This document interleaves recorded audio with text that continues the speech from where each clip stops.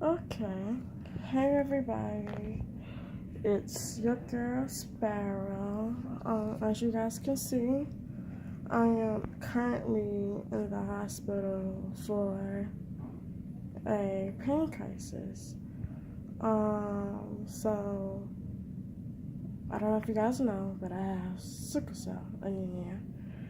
And with that, that is when my red blood cells are shaped like a crescent moon, and anytime they get jammed or stuck in a vein or artery, all the other blood cells are jammed behind it, and it's trying to push that one stuck cell through the vein because the vein has pointy ends. So when it gets stuck, I'm back. hey, thank you. You're welcome. Have a good night. All right, you too. So when it gets stuck in that vein, could you close the door all the way for me, please? You talking to me? Yes, ma'am. That's I was saying, could you close the door all the way for me, please? Oh, sure. So when because the blood cell has two sharp ends, and when it gets stuck, it's basically that blood cell is cutting your vein or artery in a wall, and that's what causes the pain. That's how it causes the sickle cell pain crisis. With the pain crisis, you do have to go to the hospital immediately because it does causes you to have a lot of pain, and because of anemia, you have short of breath. You have less oxygen flowing through your body because your cells are shriveled. They're little to none. This machine right here, this is the IV pump right here, and this one up here, let's see if you guys can see it. I'm gonna show you guys. Hold on.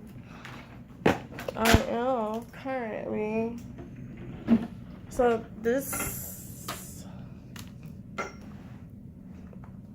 little machine here,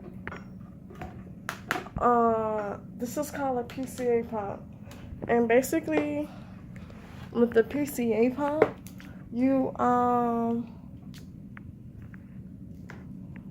it basically delivers your pain medication at a slow and steady rate. And with this button, anytime my pain goes up and accelerate, I can push it, but only if it's green. So I don't know if you guys can see that it's flashing green. So I'm gonna go ahead and push it because my pain is going up. I am having pain in my, okay, that was weird. I am having pain in my chest, my back, and both of my hips right now. So I don't know how long I will be in a hospital during this particular stay. But most times when I'm in a hospital, what just happened to me? Most times when I'm in a hospital, I normally stay in here for about 3.5 weeks and on up, because that's how bad and severe the pain is, and the recovery time as well. Because, when the pain gets bad and severe to the point where I can't move or walk, they have a bedside commode next to me in a hospital where I use that, and they order physical therapy for me so that I can, get up and move around and make my life easier. So when it's time for me to go home and check out, that is, that recovery time is worse than the recovery time in the hospital, because, my body has to get used to moving back around, going up and down, walking. My body has to get back, get used to the outside world. Right now, I am in prison. So when I'm in the outside world, I'm able to, walk however long I want to walk without losing my breath. I'm able to cook, clean, do my chores, exercise, all of that fun stuff. But when I'm recovering, all of that takes a lot out of me. When I say it takes a lot out of me standing up and just walking, it wins me. So hopefully this time while I'm in a hospital, I can not stay that long. My birthday is coming up, and I am trying to keep my mind off the pain and the fact that I'm stuck in here. I am suffering from depression at this moment as we speak. And basically, with my depression, everybody thinks that depression, you have to have a reason to be depressed. And that's not always the case. You don't always need to have a reason to be depressed when it comes to sickle cell. With